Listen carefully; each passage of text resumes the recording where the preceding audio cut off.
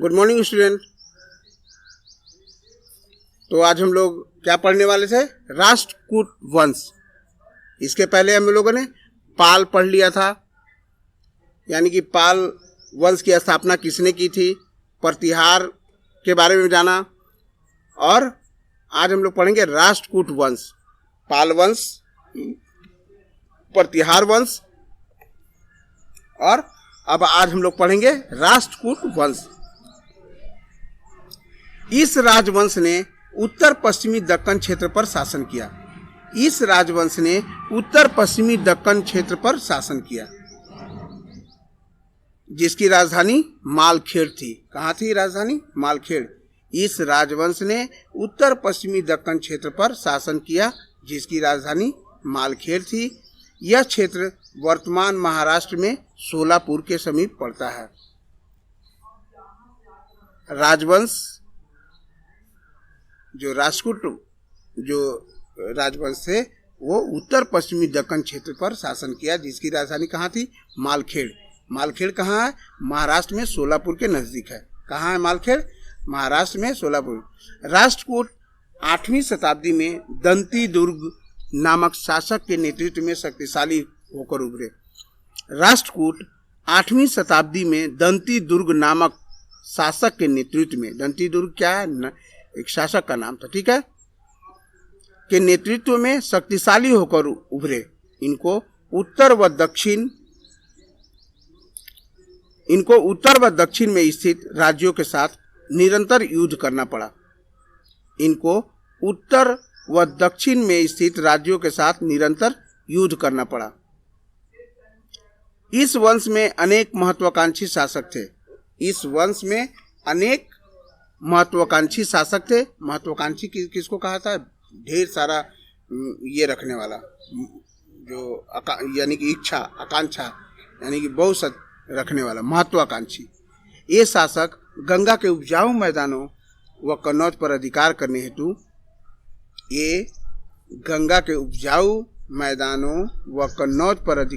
हेतु उत्तर के प्रतिहार वह पाल शासकों से निरंतर संघर्ष करते रहे।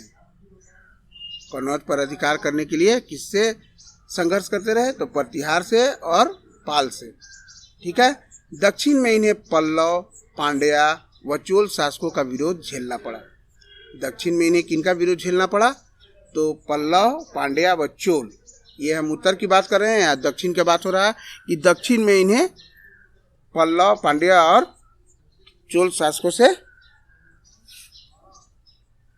विरोध करना पड़ा, संघर्ष करना पड़ा।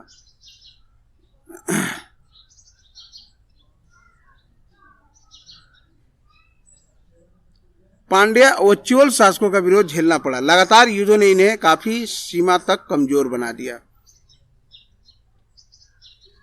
ठीक है। यानी कि जो बराबर युद्धरत रहेगा, जो बराबर युद्ध झेलते रहेगा, तो वो क्या होगा? लास्ट में कमजोरी होगा ना। तो तीनों जो पक्ष थे, तीनों कहीं ना कहीं कमजोर हो गए, ठीक है। अंततः 10वीं शताब्दी में चालुक्य शासकों द्वारा हरा दिए जाने के पश्चात इस राजवंश का पतन हो गया। क्या हुआ?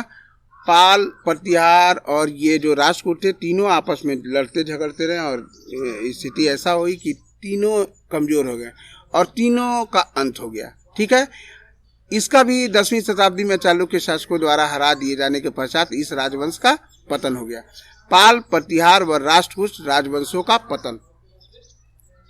पाल, प्रतिहार व राष्ट्रकूट राजवंशों का पतन। एक दूसरे के साथ निरंतर होने वाले युद्धों व विजय अभियानों ने 3 राजवंशों तथा पाल, प्रतिहार व राष्ट्रकूट को अत्यंत कमजोर कर दिया, जैसे कि मैंने पहले बताया। फलतः 100 वर्षों से भी कम समय में ही इन तीनों राजवंशों का पतन हो गया। यानी कि 100 साल से कम में ही ये तीनों राजवंशों का पतन हो गया। पाल शासकों के लिए चोल शासक खतरा बने रहे। जो पाल शासक थे उनके लिए खतरा कौन था? चोल शासक थे, और सेन शासकों द्वारा प्रतिस्थापित कर दिए गए। पाल शासकों के लिए चोल शासक खतरा बने रहे व सेन शासकों द्वारा प्रतिस्थापित कर दिए गए। प्रतिहार राज्य अनेक छोटे छोटे भागों में विभाजित हो गया। प्रतिहार राज्य था वो अनेक छोटे छोटे भागों में विभाजित हो गया और यहीं से राजपूतों का उदय हुआ। यहीं से राजपूतों का उदय हुआ। राष्ट्रकूट शासन को चालुक्य शासकों द्वारा प्रतिस्थापित कर दिया गया। पाल को किसके द्वारा प्रतिस्थापित किया गया? सेन शासकों द्वारा, और राष्ट्रकूट को चालुक्यों द्वारा। अब प्रतिहार राज्य क्या हुआ? छोटे छोटे भागों में विभक्त हो गया और वहीं से क्या हुआ? राजपूतों का उदय हुआ। राजपूत, संपूर्ण प्राचीन कालीन इतिहास में राजपूतों का कहीं भी वर्णन नहीं मिलता। संपूर्ण प्राचीन कालीन इतिहास में, यानी कि प्राचीन काल के जो इतिहास है उसमें राजपूतों का कहीं भी वर्णन नहीं मिलता है। लेकिन राजपूत स्वयं को वैदिक कालीन क्षत्रिय, लेकिन राजपूत स्वयं को वैदिक कालीन क्षत्रिय अथवा योद्धाओं के वंशज होने का दावा करते हैं। ठीक है, ये स्वयं को सूर्यवंशी या चंद्रवंशी भी मानते हैं। कौन? राजपूत। ठीक है, कुछ राजपूत स्वयं को अग्निकुल से उत्पन्न हुआ मानते हैं, लेकिन इतिहासकार इन्हें मध्य एशिया क्षेत्र से आए जनजातीय समूहों जैसे शक, कुषाण, हून आदि के वंशज मानते हैं।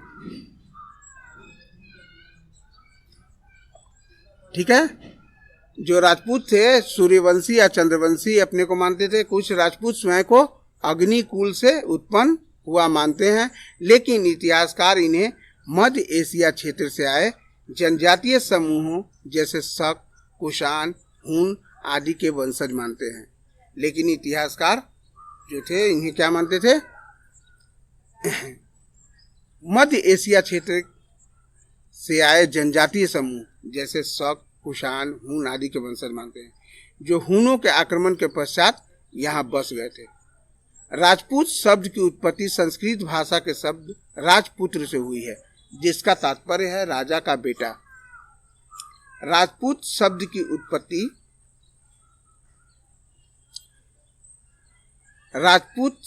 उत्पत्ति संस्कृत भाषा के शब्द राजपुत्र से हुई है, जिसका तात्पर्य है राजा का बेटा। 8वीं शताब्दी में दिल्ली का तोमर वंश सत्ता में आया। 8वीं शताब्दी में दिल्ली का तोमर वंश सत्ता में आया, जब उन्होंने दिल्ली का, यानी कि दिल्ली का पुराना नाम है दिल्ली का, नामक नगर की स्थापना की। 8वीं शताब्दी में दिल्ली का तोमर वंश सत्ता में आया, जब उन्होंने दिल्ली नामक नगर की स्थापना की, यानी कि दिल्ली का।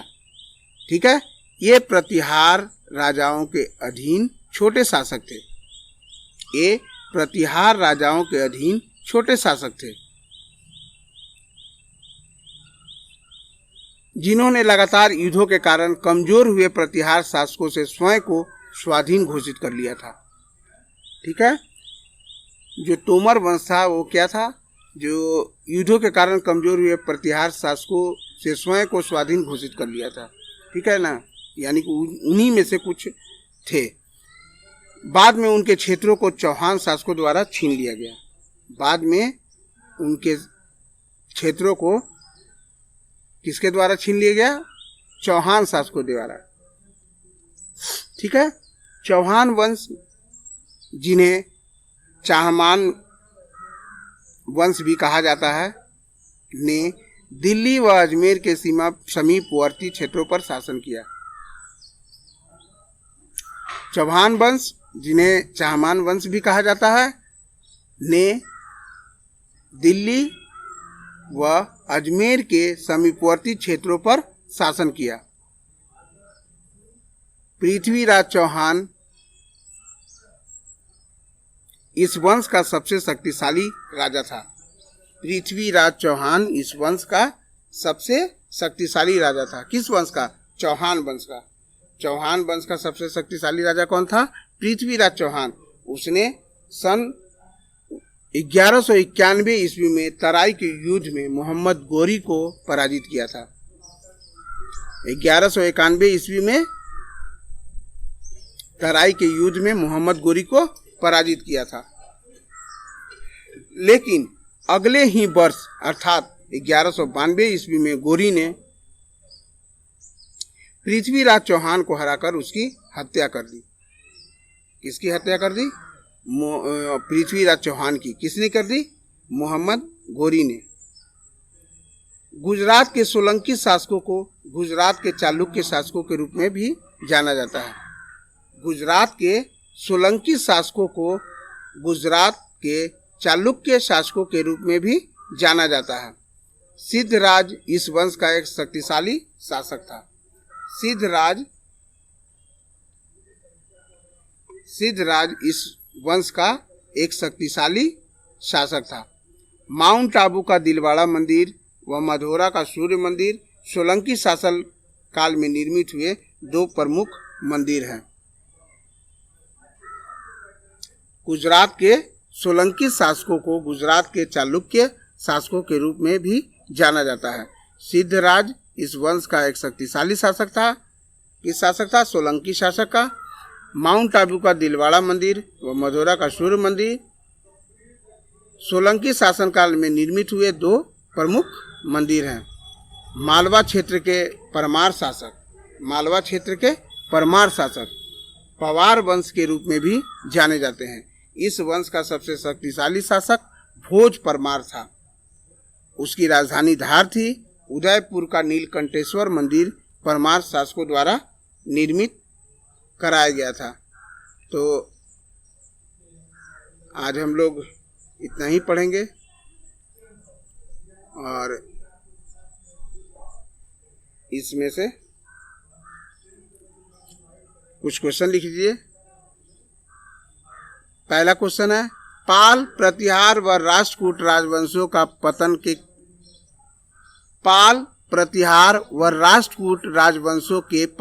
क्या कारण थे? पाल, प्रतिहार व राष्ट्रकूट राजवंशों के पतन के क्या कारण थे? ठीक है।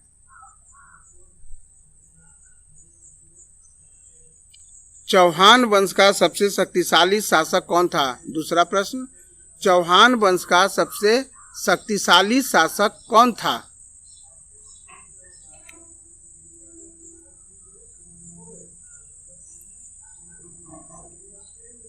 ठीक है।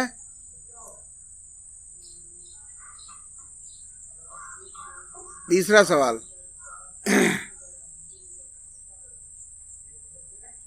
तोमर वंश